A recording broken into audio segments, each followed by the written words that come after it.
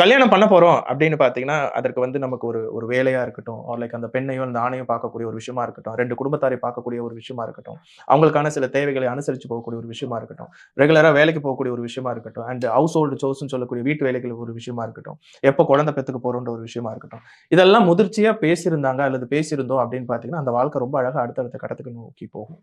இதுல எல்லாமே வந்து என்னுடைய டிசைர்க்கு ஏத்த மாரி நீ இல்ல, இல்ல உன்னுடைய டிசைர்க்கு ஏத்த மாரி நான் இல்ல, எனக்கு ஏத்த மாரி நீ இல்லன்னு இந்த மாரி பெர்சனாலிட்டி மிஸ்மேட்ச் பண்ணும்போது தான் வந்து பார்த்தீங்கன்னா, ரொம்ப இம்மேச்சூரா சில பேர்லாம் வந்து அந்த relationship within 2 years or within 6 மந்த்க்குள்ளலாம் வந்து பார்த்தீங்கன்னா போயிடும்.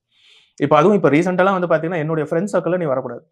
I have my own friends circle. நான் எப்ப வேணாலும் போவேன், எப்ப வேணாலும் போறோம். இதெல்லாம் நீங்க இன்டர்ஃபியர் பண்ணக்கூடாது. இதெல்லாம் இன்டர்ஃபியர் பண்ணா let's go for a divorce or breakup பண்ணிக்கலாம்னு சொல்லக்கூடிய திருமணம் ஆஃப்டர் ரிலேஷன்ஷிப்ல இருக்கும். ஏன்னா நம்ம குடும்பத்துல வந்து அப்படி ஒத்துக்க மாட்டாங்க.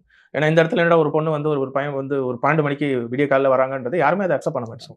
அதே மாரி குழந்தைலாம் இப்போதைக்கு வேணாம் நம்ம நல்லா புரிஞ்சுக்கிட்டு இப்போ ஒரு 3 வருஷம் கழிச்சு பெத்துக்கலாம் அப்படின்னா, அதையும் யாரும் ஒத்துக்க மாட்டாங்க. சோ இந்த மாரி சில விஷயங்கள்லாம் அவங்க 2 பேருக்குள்ள பேசிட்டாங்க அப்படின்னு பார்த்தீங்கன்னா, இந்த